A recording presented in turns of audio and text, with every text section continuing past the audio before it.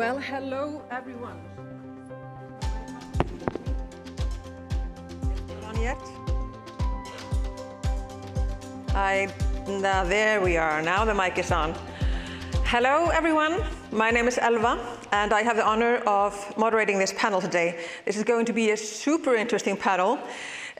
We have a very large panel as well, and a very short amount of time. So we are going to try our best to be very concise and have a very interesting conversation. Now, we are talking about branding and selling an idea and trying to get people on board. And I come from sustainability, and in sustainability we have seen that we need to be very careful when we brand, because we don't want to accidentally brand the things that we are actually trying to move away from. We need to be careful that we don't emphasize and highlight all the things that are bad, and instead try to highlight the beautiful things that we're moving towards. So that is a challenge. And today we are going to touch upon very many different aspects of this. For example, what is it that we're trying to brand? When we say the Nordic Wellbeing model, are we talking about the well-being economy model or the well-being model? Are those the same thing? When we are targeting to different groups, we need a different framing. And we need to understand the core of the brand. What is it actually that we're talking about? Is there a coherent Nordic well-being model that we can brand? And what are its truths? And also, where is it lacking?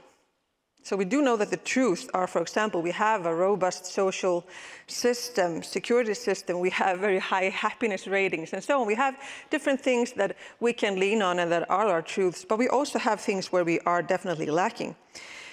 We know that our Nordic consumption exceeds our planetary boundaries.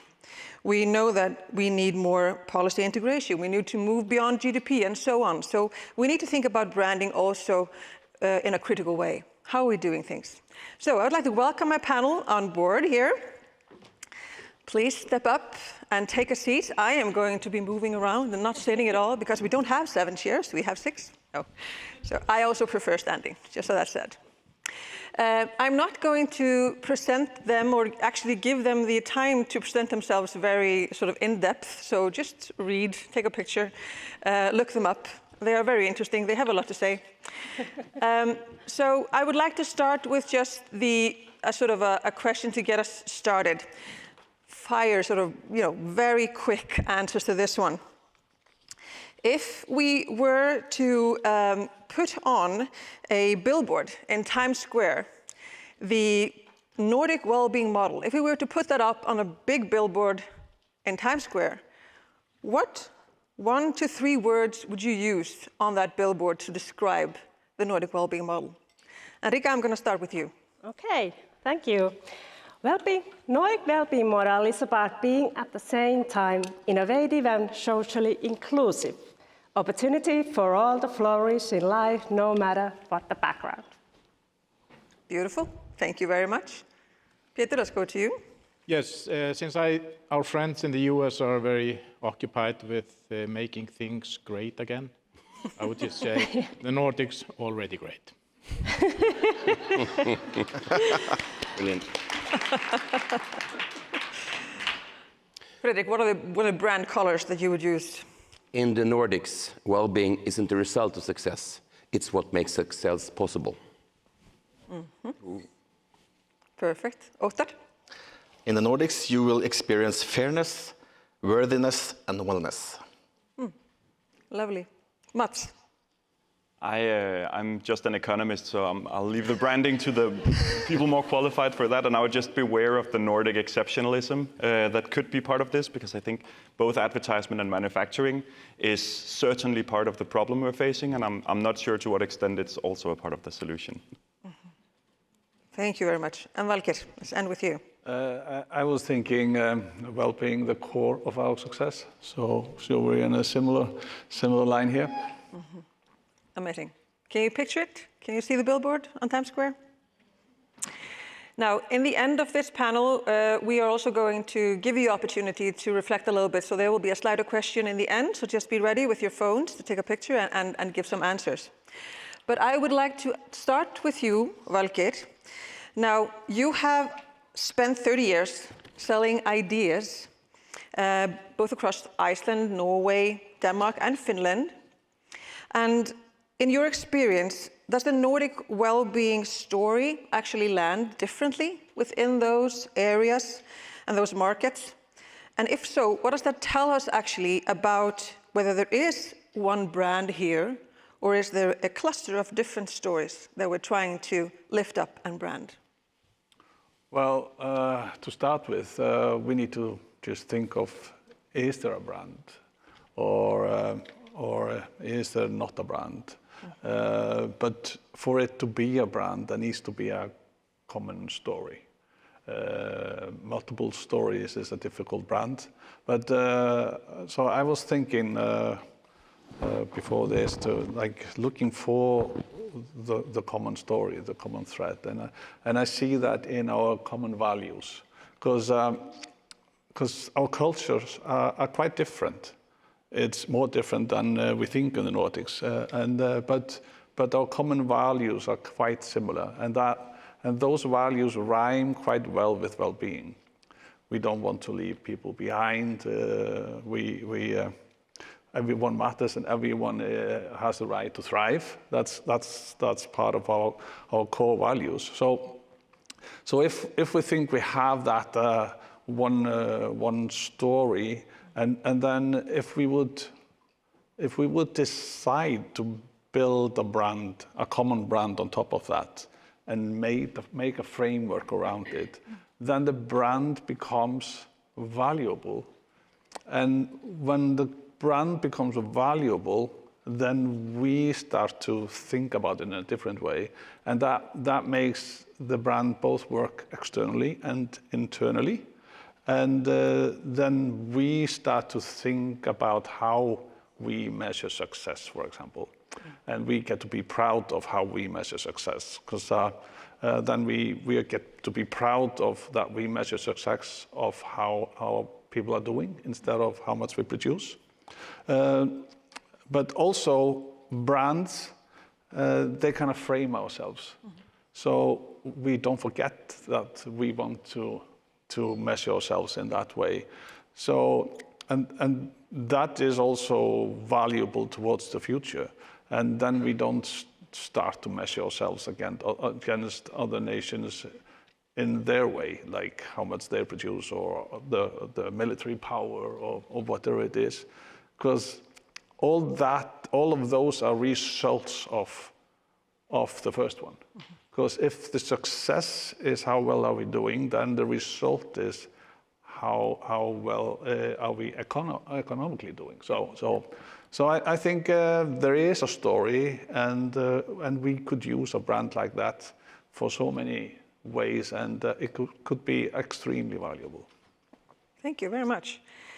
That is so interesting, because we do need to think about the sort of also the techniques of branding when we're talking about a concept that we really want to be very successful. We need to utilize the knowledge that we have within the brand world, the marketing world as well.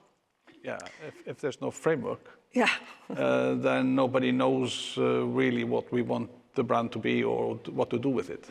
Or if we're still discussing it, or yeah, exactly.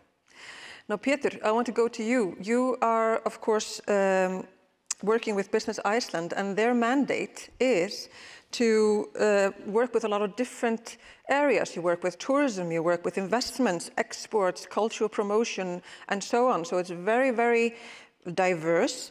And well-being is a very compelling story, but it can mean very many different things if you are talking to a foreign investor, or if you are trying to target tourists or a buyer of an Icelandic product. So can one brand, the well-being brand, honestly carry all of that weight? Or are we then diluting something? It's a difficult question. But the short answer is, in my opinion, yes.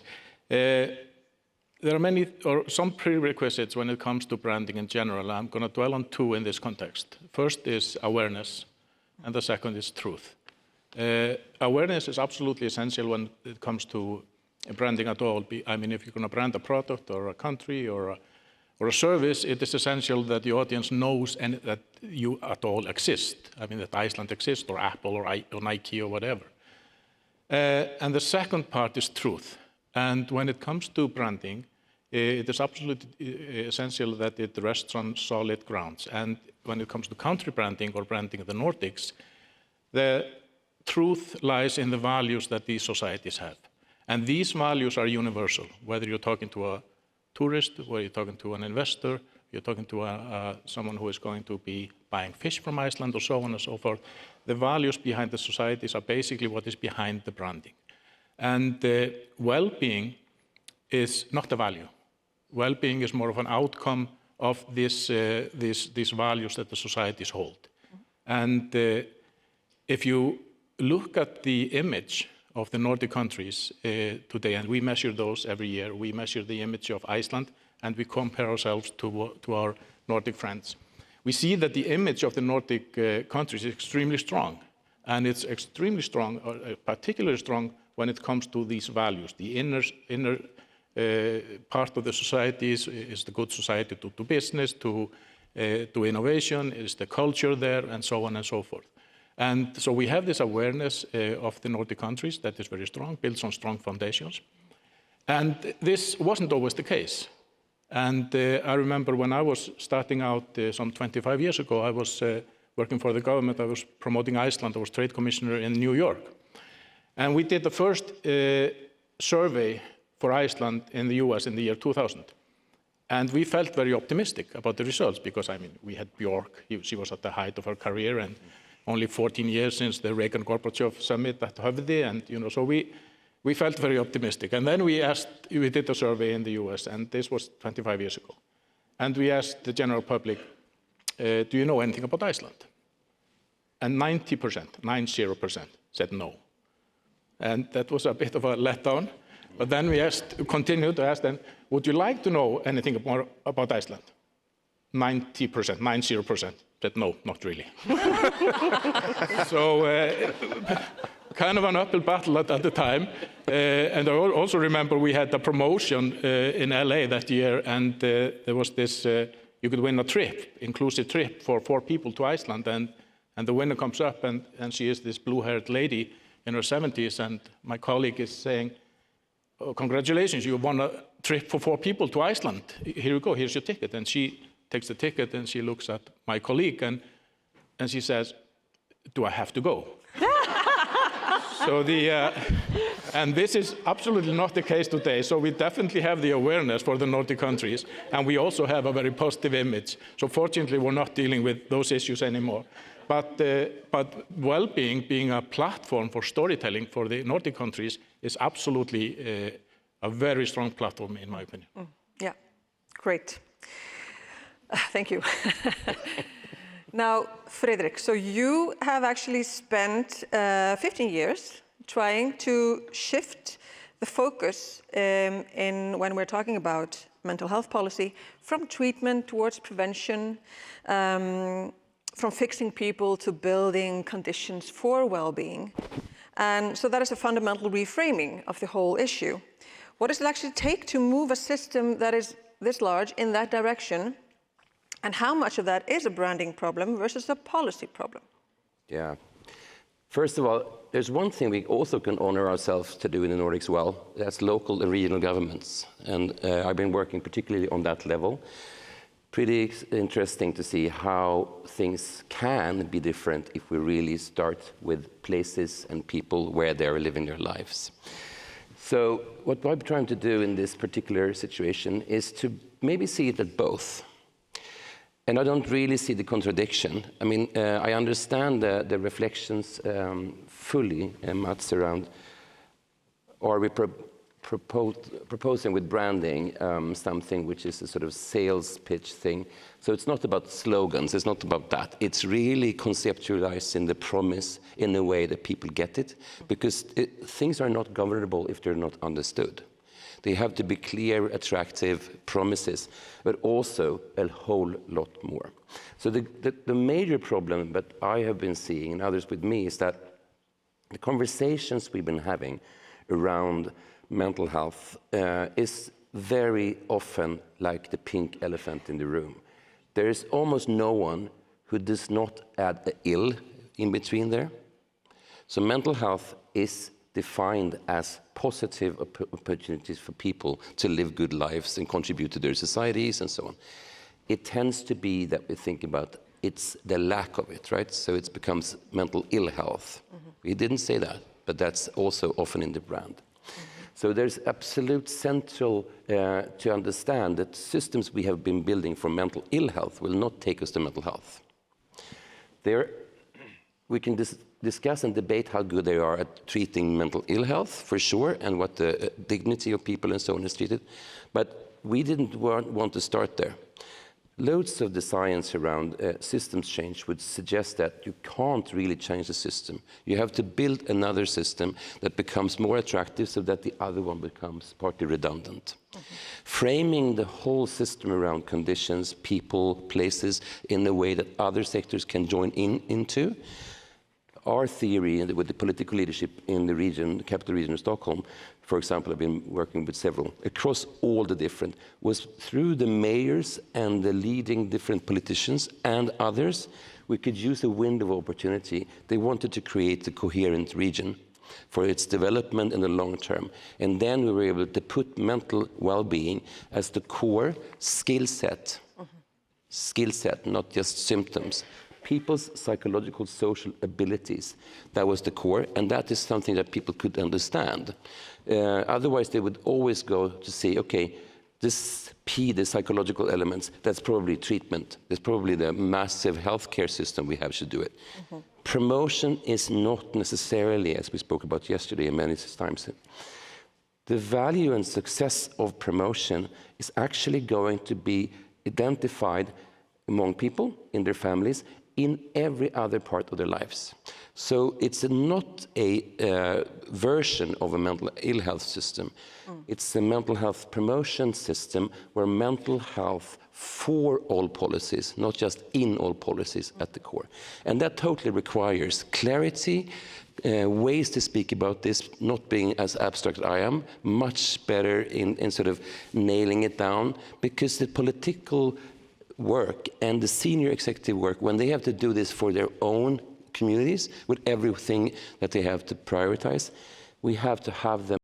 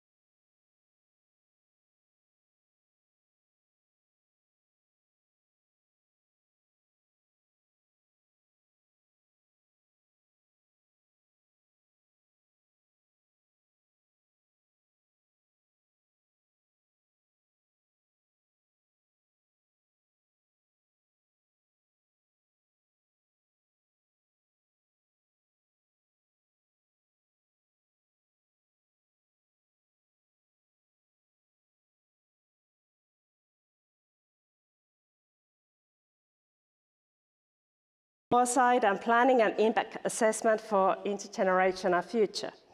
It could serve as a practical tool, embedding the interests of future generations into all legislation. And it sends a strong signal that medium and long-term impacts matter and that excessive short-termism is no longer acceptable. Systemic change can happen when politics, policy, and society move in the same direction. Finland has done this before, transforming into strong welfare society within a century. So change is possible. Making our well-being model truly future-proof is ultimately a collective choice made by people. Thank you. Thank you so much. Just to tell you, we would have loved to have so much more time for this topic. We talked a lot in the preparations and precisely about sort of the happiness rating of Finland, for example. We came in on that, and whether it has to do more with the sort of containment and the sort of, being happy with what you have instead of always wanting more, and all of these sort of different ways of how we frame our values. And within the government sector, I also think it's always very interesting to go into how far does the policy reach into implementation? So I would have loved to have more time for that, but we don't. So let's go on. Mats, we also have some slides for you. So you work with WELA, the Wellbeing Economy Lab, and you work with creating an economy that delivers well-being regardless of what it means for GDP, so very much trying to move beyond the GDP conversation. But in the Nordics, I mean, you come from Denmark, but everywhere in the Nordics, GDP is very much the norm that we still use. How do you sell the well-being economy model to a finance minister and, try to convince them that it's not just an unattainable ideal with a nice name? Let's work on that together. If you can show my first slide, thank you very much. So there is this joke told in economic circles that I want to share with you. Imagine 3 people on a desolate island, a physicist, an engineer, and an economist. They only have canned food. So while the engineer and the physicist, they start coming up with ingenious ways of opening these cans so they can have food, the economist smirks and says, "Why don't we assume we have a can opener?" I'm an economist. I spent 5 years of my life learning how to assume I can have a can opener. And then we can suck the CO2 out of the air, and then we can just clean up later and go into temporary overshoot, and so on and so forth. And I think a lot of what I want to focus on here is that really how we've built our current economic system is we've built it on price signals. The whole marketplace is built on the idea that the price represents the true value of whatever item we're talking about. And we've let that system infiltrate our nature, our social indicators. It's built into the data we're using to navigate and to make decisions. And the ministries of finance, not just in the Nordics, but in all over the world, are basically telling politicians what they can or cannot do based on this data that economists have constructed. And we even have a name for this in economics. It's called economic imperialism. But that's something we're taught to take pride in. I don't know if I'm proud of that. So if we go to the next slide, what we're completely missing is, of course, reality. We've talked about the amok ocean current here, which, if it collapses, if this glass tips over the edge of the table and breaks on the floor, there is no going back. So I just want that to sit for a little bit. Basically, our well-being that we're branding here is downstream from sustainability. It cannot be detached from how we engage with nature and our environments. And of course, in the Nordic countries, we're doing great. If you take the next slide, we're doing great on well-being, but we're not doing so great on the planetary boundaries. So this basically shows, I don't know how many countries, almost all countries, and how they rank on 2 different indicators. Basically, how many planetary boundaries have we transgressed? And you can see in the x-axis that the Nordic countries are way up in the right corner, right? So we're doing really well on the social indicators, on the y-axis. We've achieved most of them that are built into the SDGs as well, right? But we're doing it on the basis of the Global South, which is 88% of the global population. We're also doing it on the basis of the future generations. So what we really have to brand, and the truth that you talk about, I very much agree with your points. The truth that we need to get to first is, what do we mean by this well-being economy? What is the purpose? I would say it should be well-being for everyone now and in the future. That means we have to change our consumption patterns and our material consumption in particular drastically in the Nordics. And I think if we set that as a purpose, then I would start branding our ambition, because we're not there, we're also just developing countries. Perfect. Very good. Could not agree more. So lately, but not last, let's go to you, Ottar. So your research centers on two very simple, but not at all simple ideas, that people need to feel that they matter, and that fairness shapes well-being. If those are the real drivers, what does it say about how we are today trying to brand well-being? And are we telling the right story, or are we leading with the wrong things? Thanks. And it's so nice to be at last, because and also I had the 3 terms on the brand board. I have fairness, worthiness, and wellness. And as my name is Ottar Ness, it should be the last one. So I'm going to try to talk fastness now.